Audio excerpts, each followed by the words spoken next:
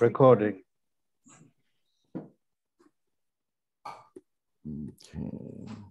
Okay. Well, it looks like we still are on Facebook, so that's good. Let's see. I want to make sure to switch this to the speaker view.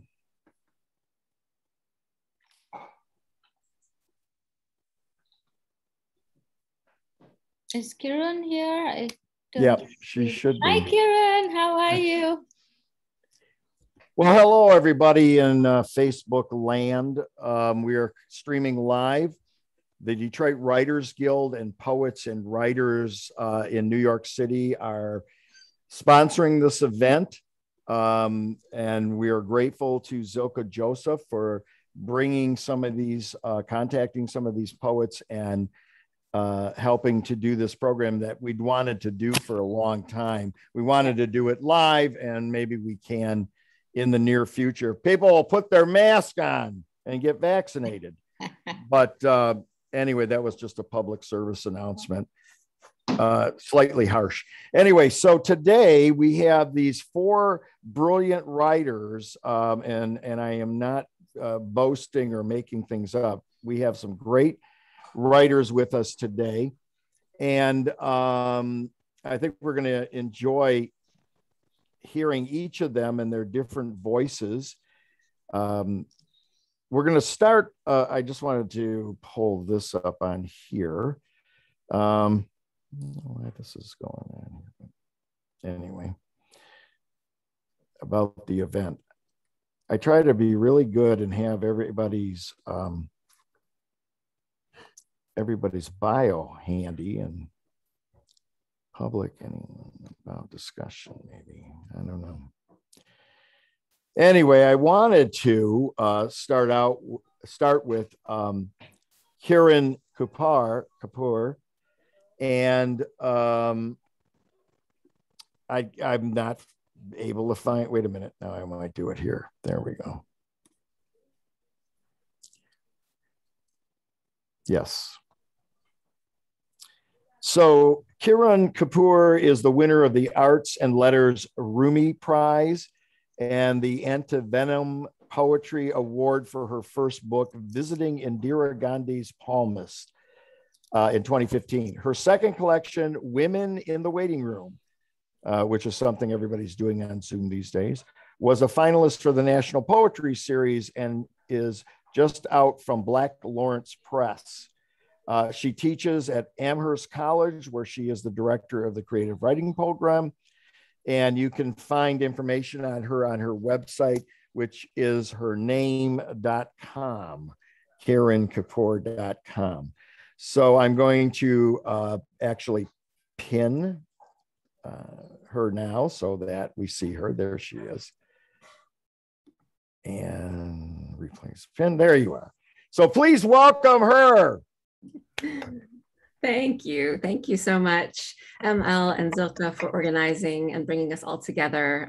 This is a special group of poets, and I'm really pleased to be here. I thought I'd just start at the beginning, both in the sense that this is the first poem in the new book, Women in the Waiting Room, and also in the sense that it's a poem about first stories. This poem thinks a little bit about the great Hindu epic poem, the Ramayana, which many of you will know is not just about its namesake, Lord Ram, but also about his wife, Sita, who in the course of the poem is carried away by a demon. On looking at myself in the mirror, or rereading Valmiki's Ramayana, anyone can disappear across the black water. Every girl can be taught. Her middle name is shame. When will I burn the urge for purity? My bones are a furnace. My face is a game. Every girl steals away with a demon at some point. All her alphabets, ankle bells, all her braids. She will meet herself in the third person. She will lie with her fear. She will dress in her rage.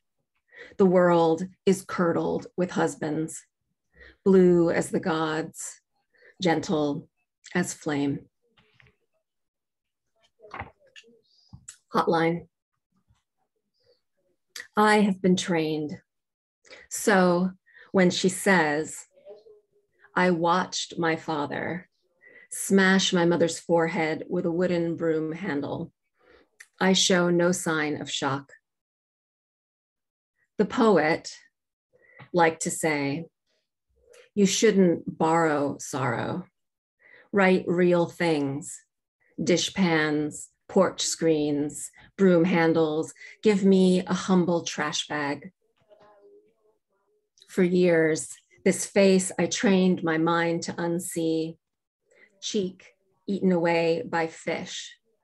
Girl body washed up in the canal. Wrapped, the brand identified as glad. No scars, birthmarks, clothes, jewelry. 5'2", 133 precisely, my own height and weight. Police were saying, was she sure it was a broom handle? Metal or wooden, we need the details right. How could a wooden handle do all that?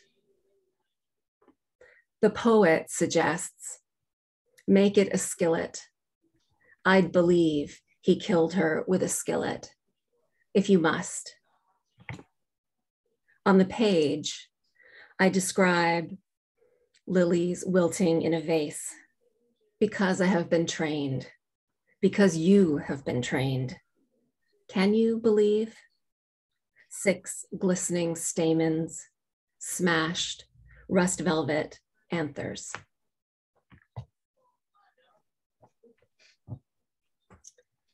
I grew up in Hawaii, which is a very lovely and beautiful place, but it's also many other things. And this poem thinks a little bit about that. Girls, girls, girls.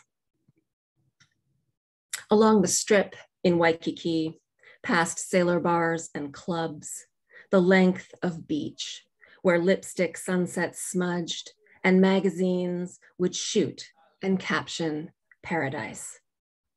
Past posh hotels, where M and I would wait for some nice man to buy us a drink from the bar. We'd watch the women walk like they were stars on stage, dress like they couldn't wait to be undressed, leaning over into idling cars. Out on the west side of the island, Jay tells me any man she dates is more likely to hit her than pay for her dinner. Teenagers holding babies spit at us when we stare. What you looking at? You got nothing. I have nothing, sobs L today on the phone. I know it isn't my fault, but when I think of how I let him do it, over and over, even helped him cover it up, I hate myself. I'm thinking of the man who owned the noodle shop, the man who'd always sit with me and chat about Hanoi, warm water in canals, moms on bikes with babies tied down front and back, how to tell a ripe papaya. I saw him on the news a few years back for smuggling women in refrigerated trucks. He owned the bar called Girls, Girls, Girls, a few doors down from where he served me pho, the one whose sign was made of neon legs that kicked and kicked until they were a stain of light. We liked to swim along the South Shore when the tide was right. You had to time your dive or crack your head against the reef. More than once, a girl washed up. Sometimes they named her on the news. M and I drank kamikazes on the lanai of the new Sheraton, the chief of security coming out to check we were the right sort of girls, regaling us with stories of the wallets stolen off of businessmen by ladies visiting their rooms, a theft they'd later blame on the hotel maid. I hate Elle's voice, mine. When I think of how many times have I said it?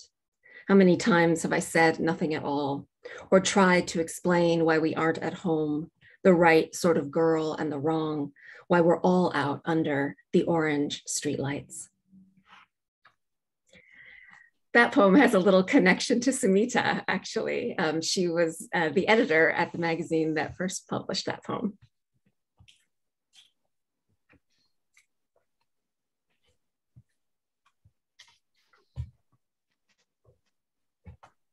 Hotline. When she asks, "Are you a survivor too?" I do not say. I have been trained not to answer that. On the page, I've learned confession is another mask. When she asks, "What do you do when you can't sleep?" I don't explain how I walk around my small town in the middle of the night to remind myself. I say, we're safe. We count our breaths together. I hold on while she goes to get an ice cube, goes to the bathroom, cries, murmurs, maybe even sleeps. "Are you still there?" she asks. "Are you there?" The self calling the self back. The poem I was trying to make. I'm here. I'm here. We take turns saying.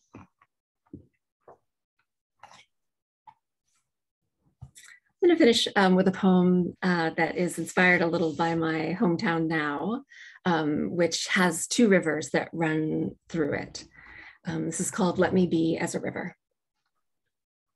Nothing but motion, muck-mouthed, mud-hearted, brackish, all dirty at the lip, with rise and fall that exposes, hull-gouging stones, no curiosity about source, no knowledge of destination, just willingness to bear anything right to the end. Silver as fish skin, 1 hour wrinkled, 2 hours smooth, duck-fouled, trash-choked, silent, then gossiping under a full red moon.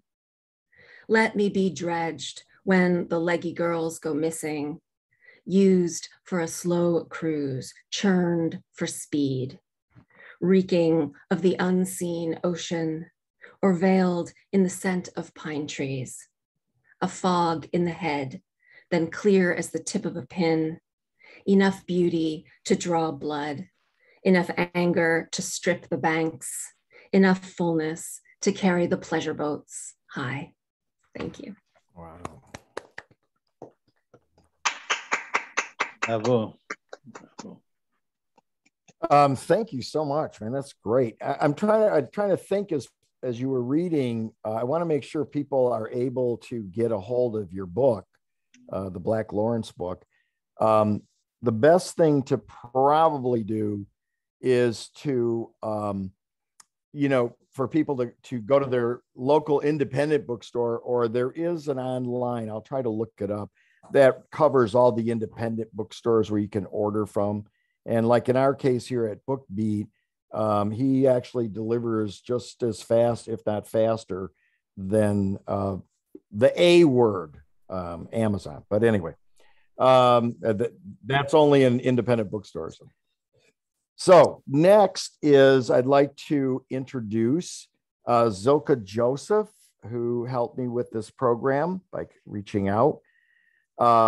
Zilka's work is influenced by Indian and Western cultures, and I'm going to say B'nai, am I right?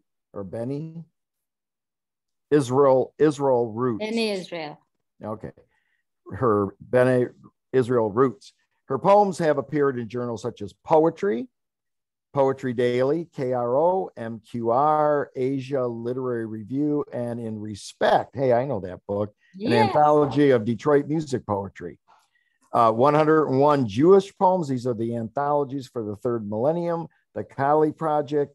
Her work has been nominated for Pushcart Award, a Pushcart, a Pen Award, the Best of the Net, Sharp Blue Search of Flame. Her book of poetry was a Forward Indies Award finalist. Sparrows and Dust, I know about that one. Her recent chapbook has been nominated for a Pushcart and a number of awards, actually. Her newest book is In Our Beautiful Bones, already nominated for a PEN America Award. She teaches writing workshops in Ann Arbor and is editor, manuscript coach, and mentor to writers in her community. Please welcome to our stage, which is really a TV screen, Zilka Joseph. Thank you so much. Thanks, ML. Wonderful to be here with you, Kirun, Sumita, Indran, people and poets I truly admire. So I'm just very honored to be here. Let me just mention, Indra, put it on speaker view on your end, because you're the guy in charge. Okay. Can everybody hear me well? Well, all right. It looks like Hollywood. There you are. Okay. Thank you, Indran. Okay. I can't see. I can only see ML though. Is that okay? All right. Hi, everyone. I'm going to present. This is the first time I'm reading from my brand new book, hot off the press, and so happy to be sharing it with you. So I'm going to read most of the poems from here, but I might, if there's time, read maybe one poem from Sparrows and Dust, which also came out earlier this year, thanks to ML. So we'll see. So the first poem I'm going to read from my brand new book, In Our Beautiful Bones, is The Rice Fields. Some of you are already familiar with this because this was published in poetry. I think it's my only claim to fame with poetry. So I'm going to enjoy myself and read this poem to you. The rice fields. Miles of them grow in my carry-on and travel with me across continents. But the customs officers are suspicious. They eye my old suitcase and ask me to open it. Pickles? They ask, sniffing deeply, prodding a packet or two. Say, sure, ma'am, you've got no jeera or chilies. Now they've learned the Hindi word for cumin. So the new trick is to joke with us. And one time I saw 3 burly officers question an elderly couple, disheveled as I was from 20+ hours of travel and disoriented. And yes, all the usual foreign suspects are sent along to agriculture. And they poked around in their overstuffed bags where some rice fields appeared, but they couldn't see them, of course. And one officer said, duck, Bombay duck? It's a fish? Dried fish your son wanted? Sorry, no fish allowed or birds. The officers looked at each other again and again, expressions priceless. So another time I land at Detroit airport and I shake my head at the silver-haired officer, say, sir, no pickles, meat or cheese. I buy them here at Bombay Grocers and Patel's. Give them a sweet Colgate smile. Yes, sweets, made only of lentil. No dairy. The red gold cardboard boxes of sweets he can see, but not the rice sprouting beneath, the young green shoots. No, our rice fields he will never see. We carry them wherever we go. Thanks. All right. And the next poem I'm going to read, you may have heard in an earlier version some time ago, but this one is called What's Wrong with Wilted Lettuce? And at the time I wrote it, there was also a Syrian refugee crisis.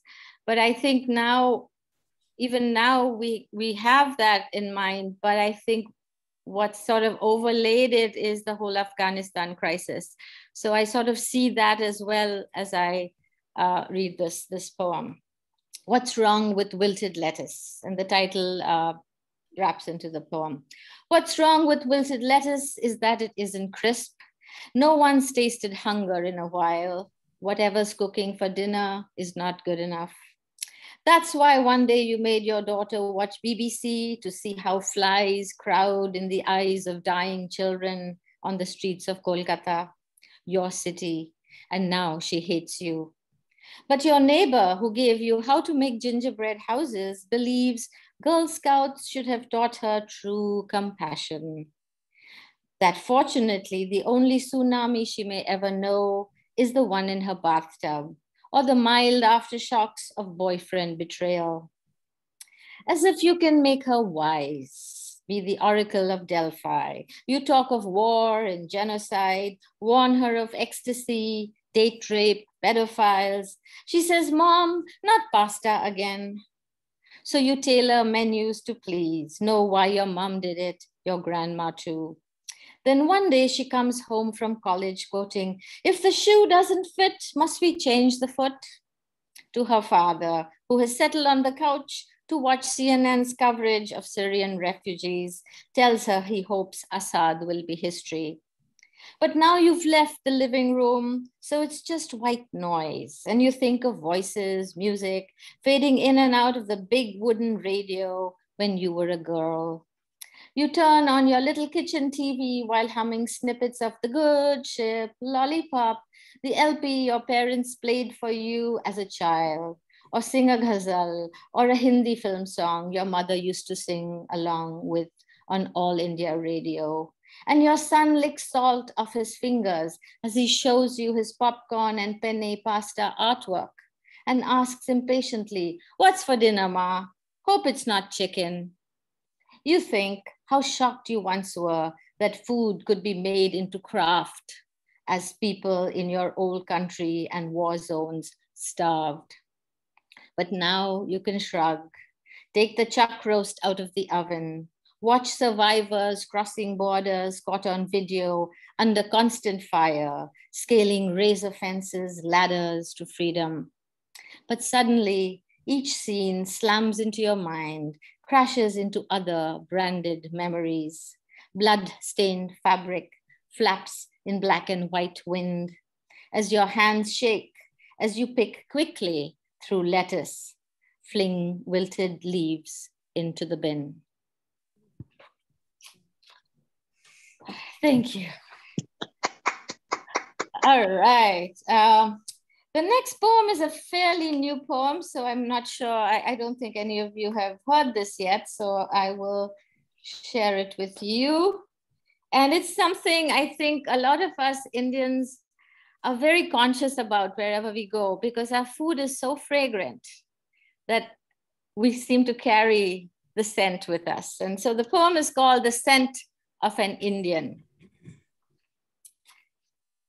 An auntie tells me her neighbors complain when cooking smells float out of her window into their apartments.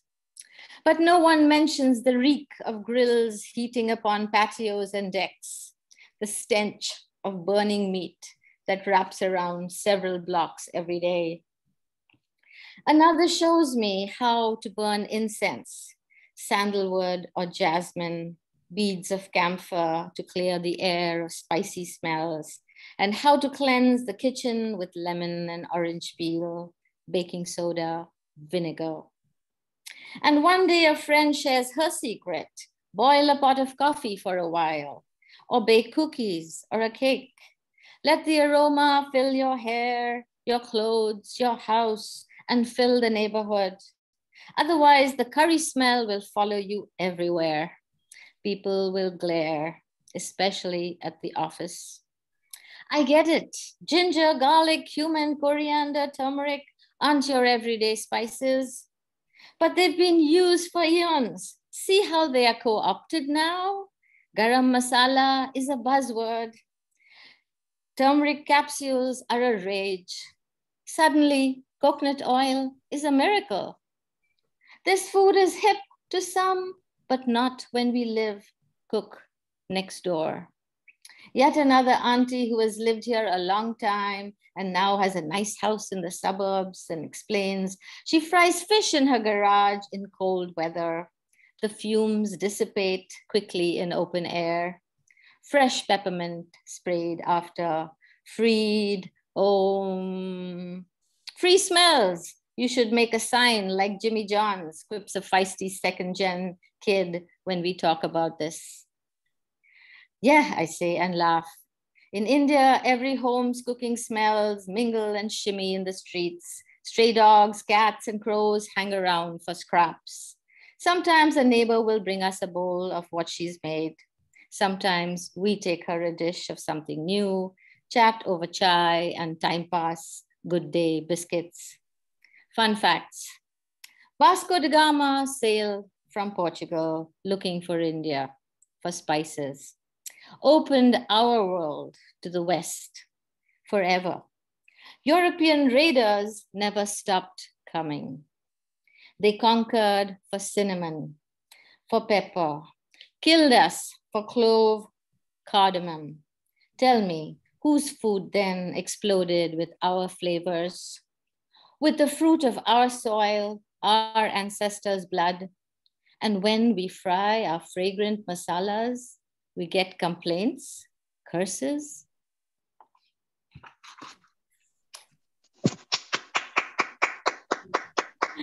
Thank you, thank you. All right, I'm going to read. All right, I'm going to read the last two poems. This poem is called God of the Great Blue Window, and it was part of a project that Macomb County had sponsored, and I was invited to be one of the poets to respond to photographs taken by a whole host of students, disabled students who were taken into Detroit City and who took photographs of churches and sidewalks. And my picture was the outside of a church window with the stained glass visible. And it's also influenced by Lorna Goodison's poem, God of Me.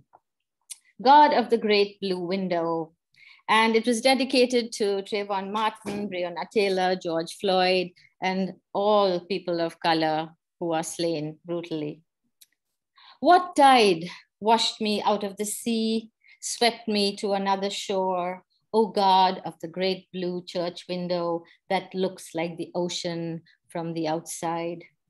Oh, say, can you see whose shore, whose sea is this? For they do not know me here.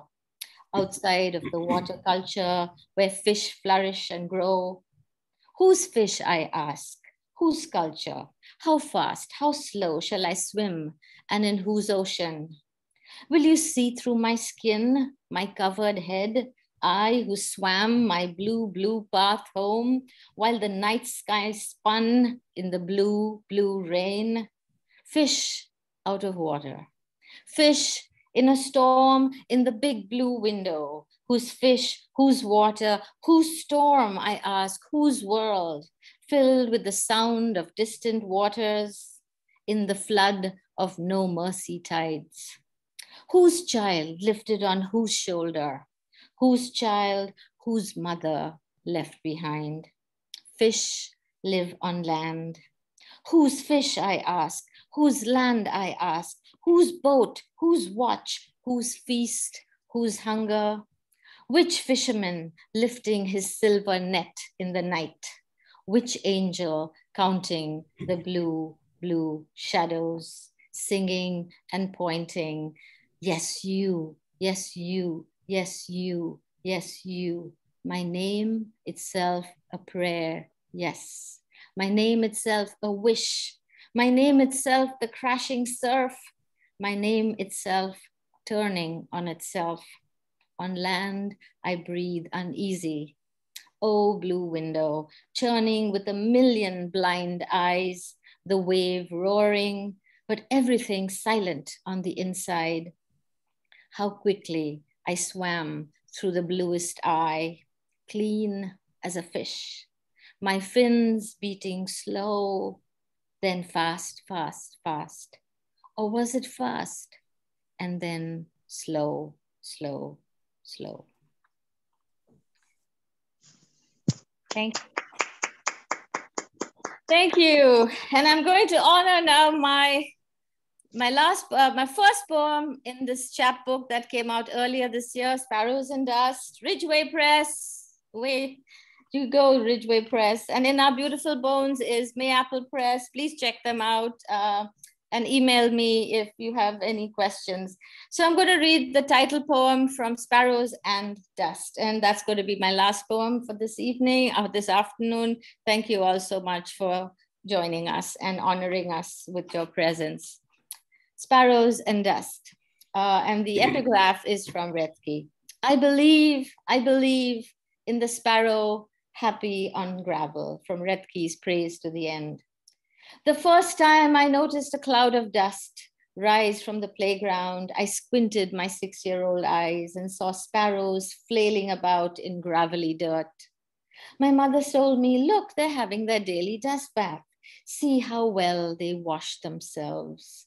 Such a cleansing, dust with dust, letting what's broken, biting, or dead flake off.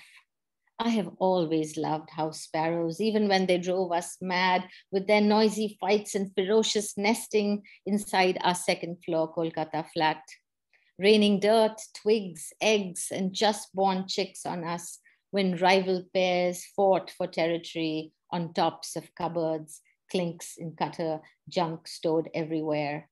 Our house was heaven and a kind of hell.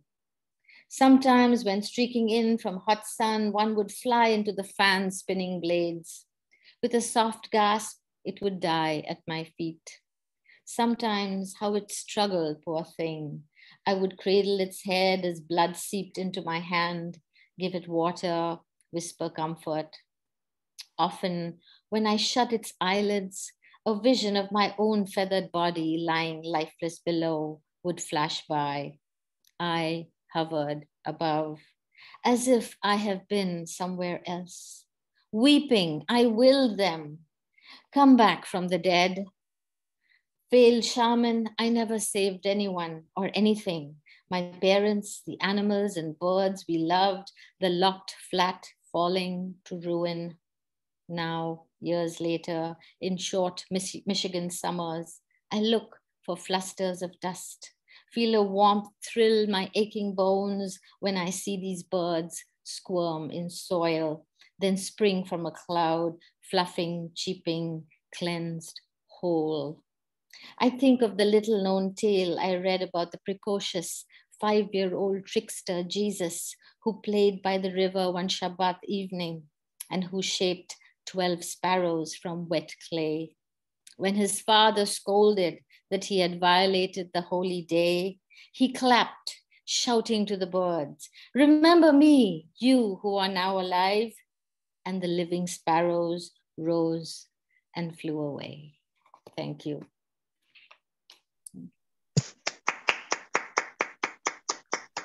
Zilka Joseph, thank you. Thank you. Fantastic. And can't wait for these new books to arrive. I would say, I'm just looking at some of the publishers for the folks here. I would say most of these authors' books can be found at small press distribution. I know Black Lawrence is, Ridgeway is, probably May Apple, and I think Indran had a Hanging Loose press book. I'm sure that those folks were there, besides your local independent bookstore. And of course, you can always get them from the corporate places too online. I'm going to introduce now Indran Amirthanayagam. I really practiced this a lot, Indran. But at any rate, Amirthanayagam. Very good. He writes in English, Spanish, French, Portuguese, and Haitian Creole.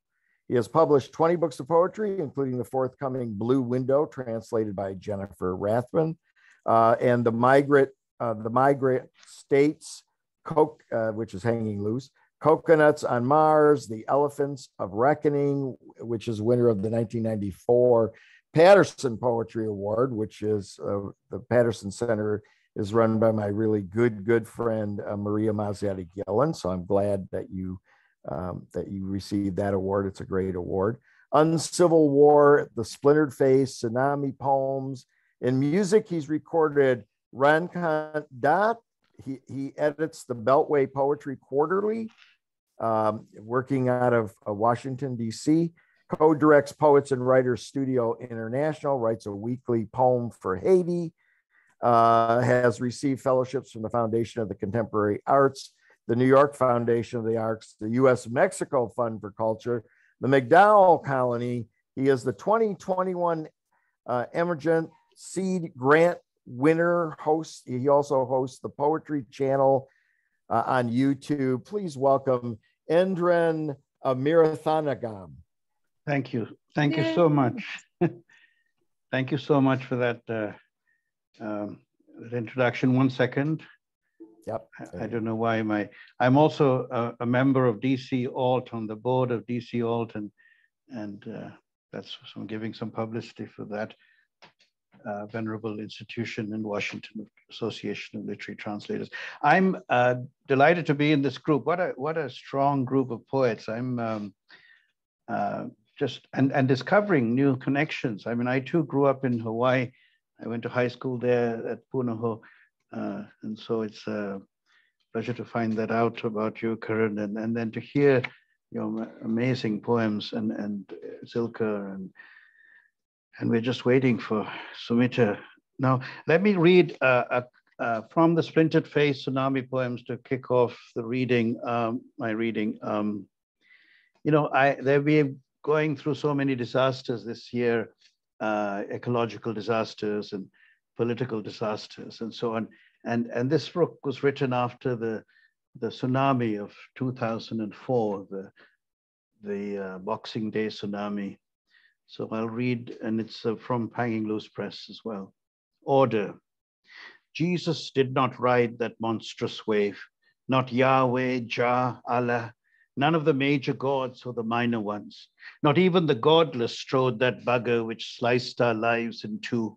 The past where we danced ballroom while the children played carom and mangoes stained our lapels. And today, hobbling, scavenging in ash heaps, how easy the arithmetic, day and night, 2 by 2, bring on the mind workers, let 1,000 doctors bloom. I lived right here on the X, my name is blue, sea green blue, blue green. I do not speak in tongues. I am not disordered, a babbler. I did not lose anybody close to me, just 30,000 fellow island bees. Not to worry, Machan, old fellow. I will subscribe tomorrow, the order of every day, skip and jump rope, whistle, talk to aid workers, even swim.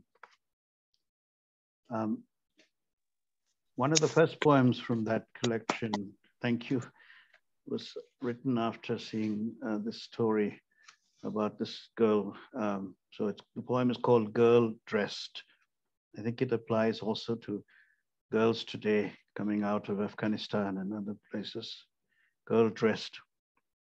I will not forget the girl in her Sunday dress playing on the beach, 2 weeks now after the waves razed her house and neighborhood, but spared her and the dress and countless other children who will pick up seashells, make kites from palm fronds, hit cricket balls, get back then to their games and fabled innocence, even though before the waves, civil war finished off innocence early, sent generations abroad to new playing fields to adjust themselves to the pleasure and bitterness of a nostalgia that recalls waves rising and breaking, shifting sands by fisher huts thatched with fronds, a useless, sweet nostalgia for the world before the flood, where a girl played on the beach, who plays still, and the flood's a metaphor in a book of ethics and faith.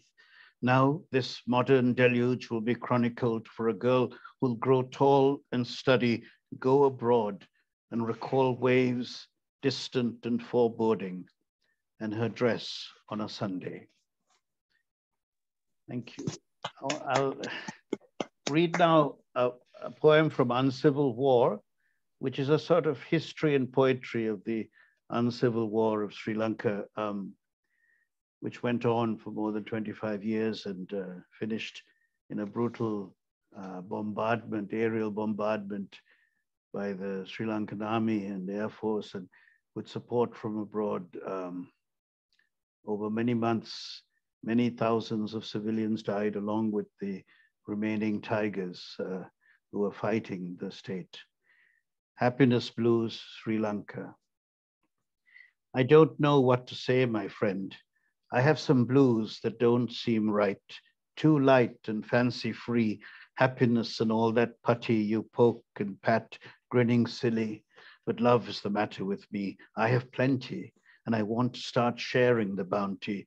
How lucky can a man be, used to melancholy and raving at the moon about family buried by the lagoon, who will catch the drift along with snowflakes in this far northern and European town that tried to make peace back in the viper-ridden Vani and failed. Yet somehow, miraculously, cousins survived and are making their way out of the jungle, heads held high. And throughout the planet, family is saying this effort to settle foundation stones of our piece of earth will continue until the end of time. So nobody should rest on laurels or dream of bitter death. Happiness has me up tonight, generous and lively. Are you ready for a role? A reading about uncivil fools who think blood can be washed away, bones buried in the sand, that everybody will forget how one hand clapped and white vans set off to prowl. No, my friends, this happiness will not be shoveled into the back seat or stuffed with cloth down its throat or peppered in the eyeballs. It will not expire before midnight. We are about to play. The crowd is eager and shouting. A post-midnight set, happiness blues, after the reckoning, the counting of the dead. Thank you. And that book was published in Canada, another home now for Tamils from Sri Lanka. So our book is now called Mawenzi House. It's still available from there. And now from the book, a recent book, The Migrant States, there is a series of poems in the book where this migrant engages in dialogue with Walt Whitman on the occasion of his 200th birthday. And so the Migrant States is the migrant stating, and the Migrant States, which is sort of our human condition these days around the world. This poem was written actually on the occasion of the 200th birthday. Walt 200. Break the locks, unleash the mind. Walt Whitman has left Paumanok. He is abroad. He is sitting among us in our soul. He flies the post with pigeons and the giant freight planes. He hops freight trains and rides into Mexico. He's on a P&O cruise visiting St. Kitts and Barbados. He has joined the merchant marine. He sails into Guantanamo. He throws fish into the sea in search of whales. He has the biggest, longest beard in the world. He jives, thrives, cavorts, shimmers. He is 200 years old today, and he does not give a flying rat. He's in your mind, Mr. President, even if you cannot smother or scratch or squeeze him out. He is gloriously spirit, gadfly, rabbit, and sloth. He nurses our democratic wounds. He knows how to write history from the pebble's view, the side glance of the wren, the snake hanging in the tree. He is black and white and all shades of gray. He is our friend and guide, and he will elect us every time we fall down. Let us go back to Paumanok with what we've learned these 200 years. Let us go back to set forth again, Walt Whitman in our backpack. That said, I have to admit that this is also true, and I'll read this poem now, which some of you may know, called The Migrant's Reply. We have been running for so long. We are tired. We want to rest. We don't want to wake up tomorrow and pack our bags. We have gone 10,000 miles. We have boarded a rowboat, tugboat, bus, freight train. We have a cell phone and some bread. Our eyes are dry. Our breath needs washing. What next? You're putting up a wall on your southern flank? What an irony. The country that accepts refugees does not want us. We qualify. We have scars, and our host governments hunted at least some of us. The rest fled in fear. Gangs do not spare even the children. White vans took away our uncles, our cousins. Do you think they've been made into plowshares? Aye, what are you saying? Too easy to wear our hearts in these words, in slings, on our faces, furrowed, perplexed. What happened to kindness to strangers? Why do we have to be herded like prisoners held in a holding camp?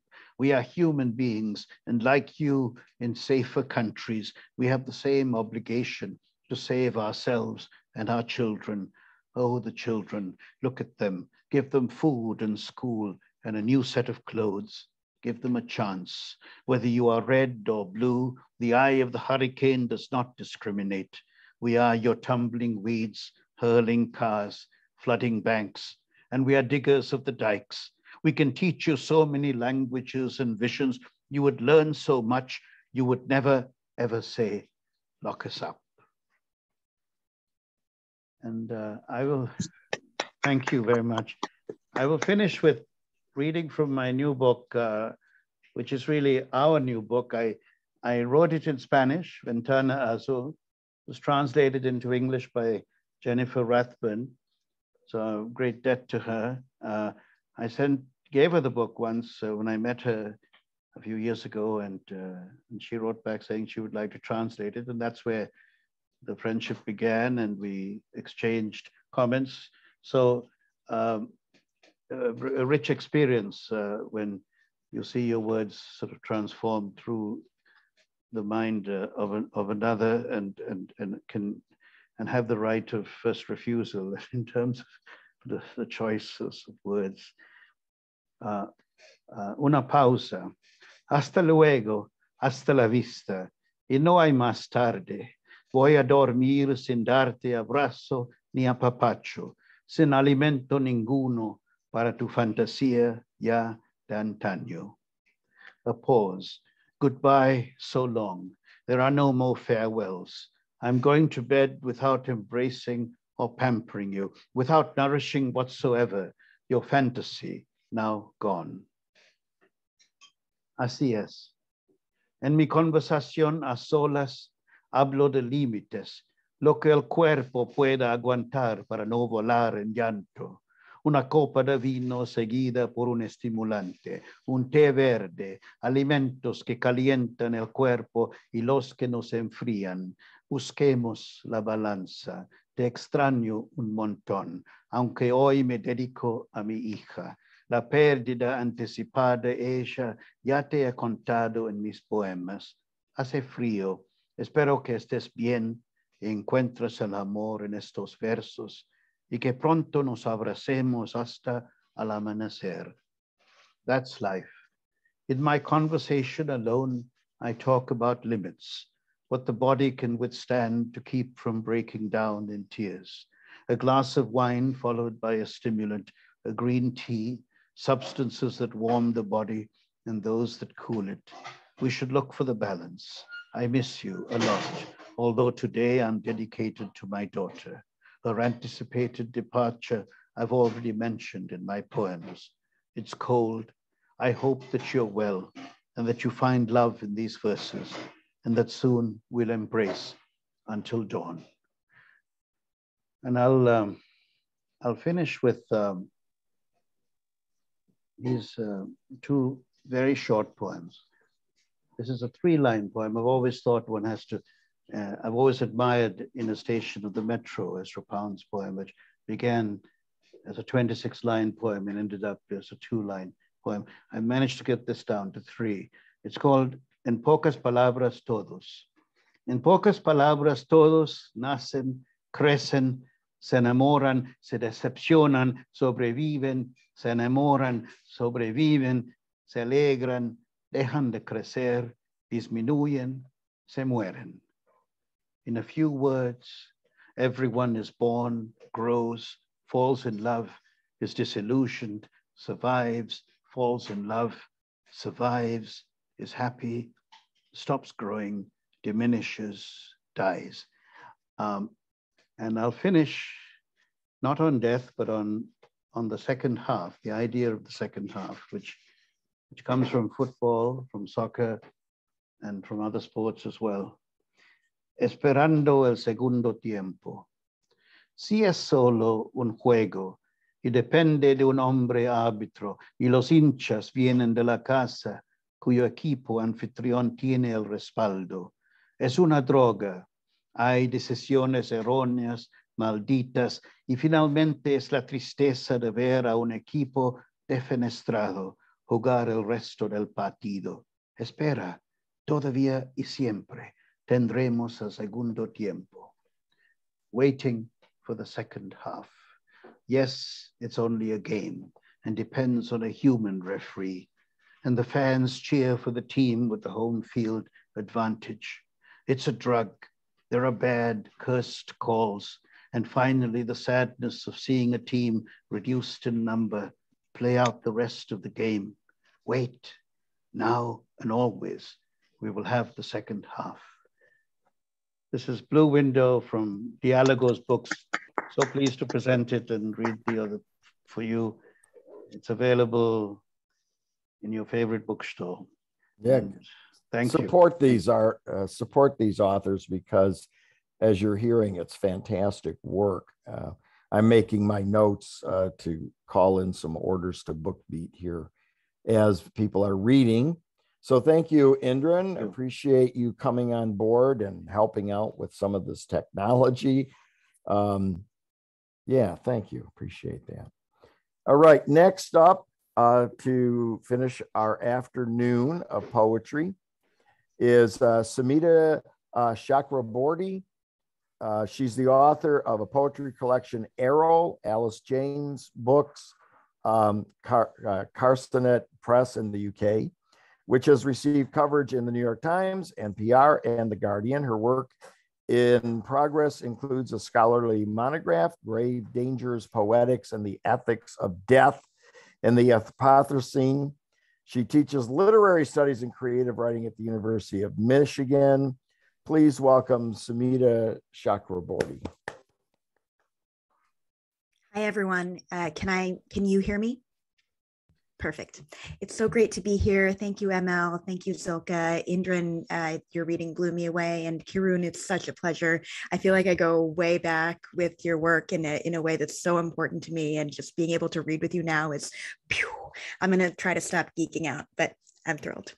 I'm actually going to read, I think, 4 or 5 poems that come after the book. So the book Arrow is largely about coming to terms with and really coming to embrace the concepts of love and kinship and community, even though those things were weaponized against me in my youth for a long time due to severe domestic violence. So it's about the aftermath of violence, but really about learning how to be the person that I want to be in that aftermath.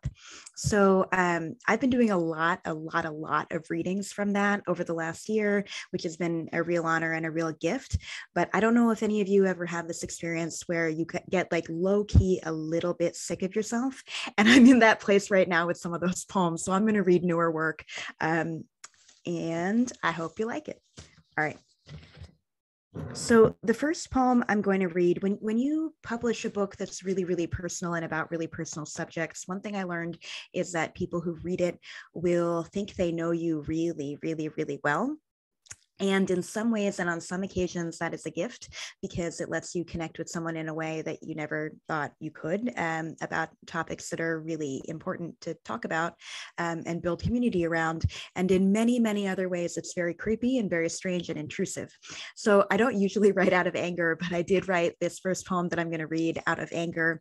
It's called When They Ask, Is It True? I Answer. And I think the only other thing you need to know is in the backdrop of this poem, I don't know if any of you are quite as hooked to Twitter as I am. Unfortunately, I just like mainline it.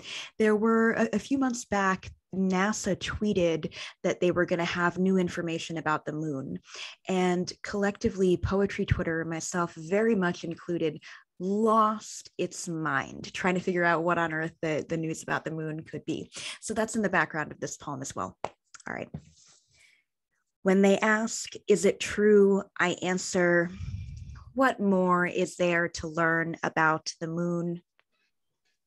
Listen, you and I both know there's more I could share. I could tell you about the first time I put pennies in my mouth.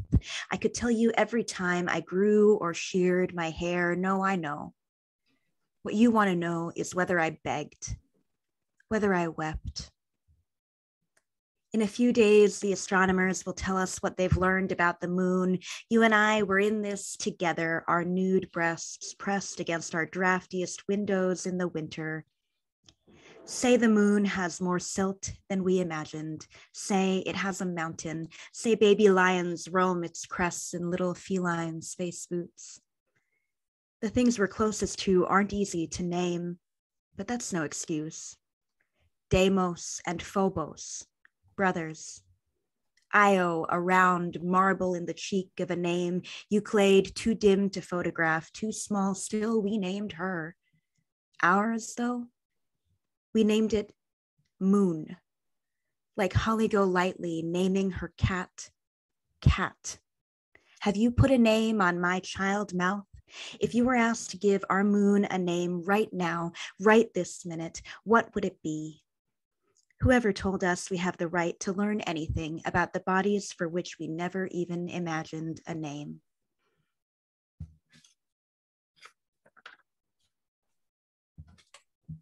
So I'm going to share my screen for the next two.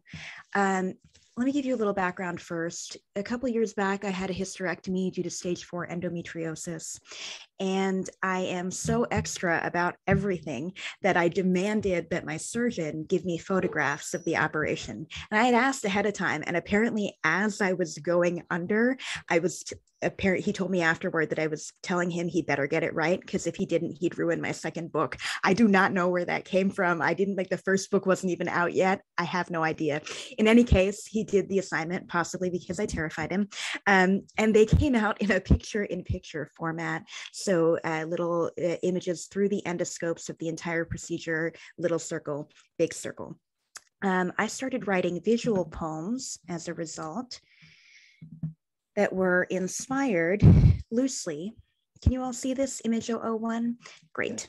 That were inspired loosely by the photographs that I got of that procedure. And basically the way the series is working is in the tiny circle in all of the poems, I'm kind of telling the story of a quasi-Greek chorus.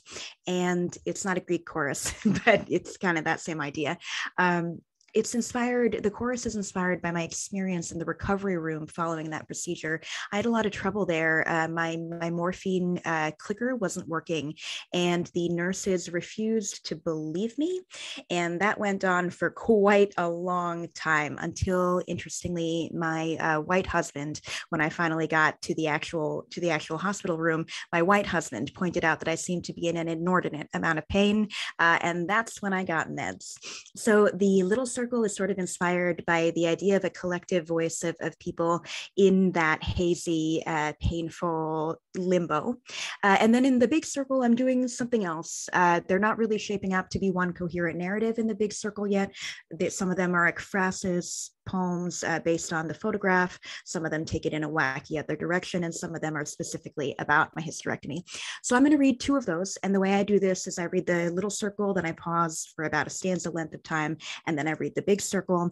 And I think that's enough explaining. So I'm just going to get right to it. Let me make it a little bigger so you can follow along if need be. Okay. Image 001. When the chorus first wakes, it has nothing to share. Its members' lungs are full of electric wires and the shit stains that moths leave behind on wool and silk. They communicate by flickering their eyelids. No one can understand them. This will soon make them anxious, but in the moment of waking, they don't mind. For now, they need their obscurity. Without it, they would no longer keep waking up.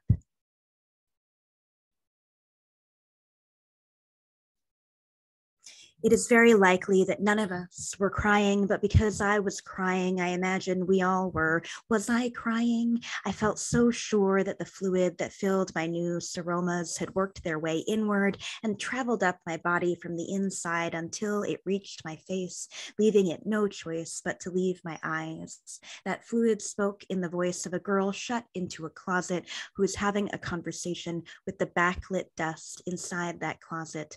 I was especially good at hearing that voice because that small girl once was me.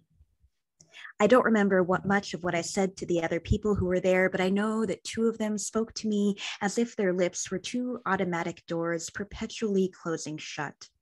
When I dream of this moment, it feels not unlike landing on a minor moon orbiting an alien planet. I think that I had come to this moon with the intent of planting a flag somewhere on its surface. But with every passing inhale, I'm forgetting the allegiances I once had on Earth. And in any case, whatever emblem I had once sewn into my flag has already begun to come apart in the new air.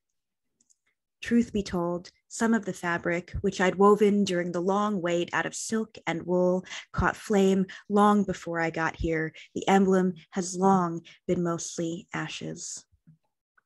My new intention, I decide, is to find the smallest rocks and use them to build replicas of a few things I want to remember. Some buildings comprise a skyline. Some skylines comprise a city. Some vertical lines comprise trees. Some trees comprise a forest. At some point, I tell myself I am building a replenished world. It doesn't matter, I say, that no one can hear me. There is terribly little difference between crying and sweating anyway. It doesn't matter, I say, that my movements and my labors don't count for much, and that no one is watching when I pull my stitches, or that an almost electric pain is keeping me from sleep. Here, creep, wretch, under a comfort serves in a whirlwind. I can't understand where the sounds are coming from. Is that a cricket?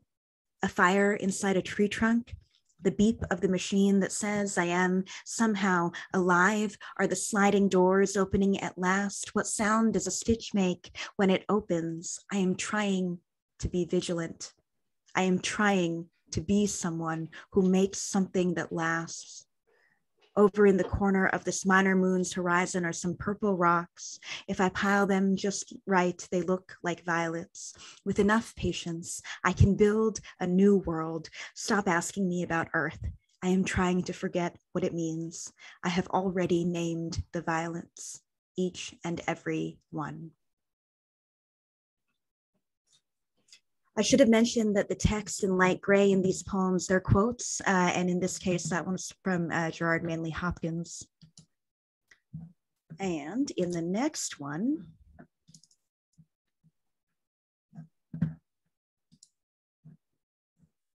the quote is from Anne Carson's translation of the Oresteia.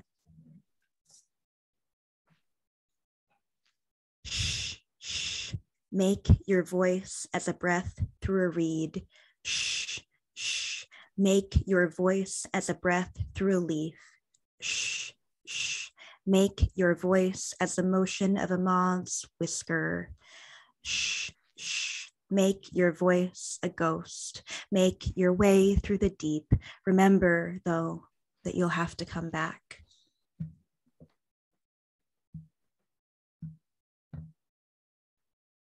Don't tell me you feel sorrow for what happened then, or that your gut is full of all I'll never learn about love, about small mouths and feet, about how parts of me might feed those small mouths, about how those small feet might feed parts of me. Hear this, hear it now, hear it from the beginning of our time together. I wanted this. I went of my own volition.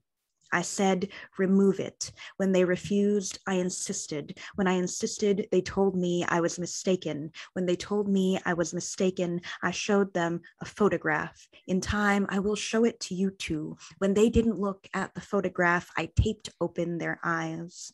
I showed them 21 more photographs. Some of them vomited. I took a step forward. I stood in the pool of it. I said, I meant what I said. I meant what I said. That second one was inspired by the truly delightful experience of being a woman trying to communicate things that they need and want with doctors. It was great fun, especially when you're a young woman and you're trying to convince them that the hysterectomy they want to give you is actually the hysterectomy that you should indeed have and that you don't want children. Again, true delight. All right, so let's see, how much time do I have? All right, cool.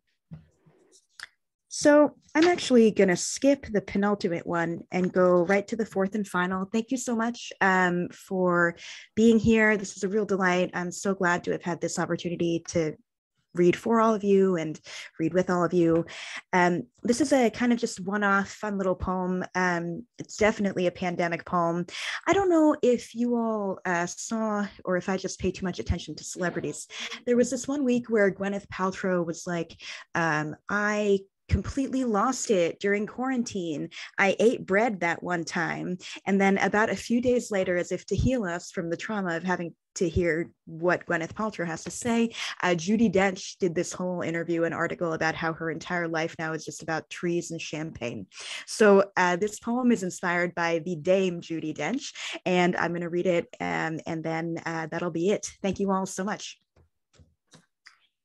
Dame Judi Dench says her life now is just trees and champagne. I've forgotten what it's like to be surrounded by people, toasting God knows what, another evening, another spin around the sun, another man who didn't kill you even though it looked like he would, another meeting that almost got pretty racist, but then didn't exactly. Or, well, it did, but not in a way that made you cry, which you once trained yourself to see as a great mercy, an event worthy of the grace of your deceptively gentle smile. But I haven't forgotten the trees. My lungs won't let me. Whenever they get fecund, I swell. I get wet to damp in my chest for my own breath's good. This year, of course, they had a false start. They just began to bloom when a late snow came. I know how they feel. When they're done fucking, I'll toast them. I'll toast with champagne to another evening and to the fact that you, my birch tree of a husband, so tall and pale, I worry how you'd hold up under fire. And we together, like Judy, like the trees, we are both still in this ground, and still sometimes when there's been enough rain, we bud. And then when it's time, we bloom. Thank you all so much. Wow. Wow. Yeah. Well, thank you, Samita.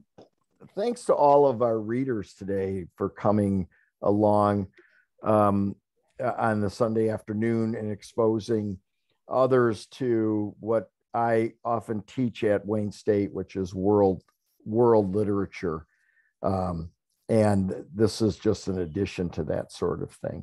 Thanks to all the people who watched us on Zoom and on Facebook. Thank you, Indran, for being such a great host and recording. And Kieran, love your stuff. Amherst College is by UMass Amherst, is it not? Yeah. It is in the same town. The town of Amherst has UMass Amherst and Amherst College. Both. Right. And there was a poet, Dara Ware, who taught at UMass, was it?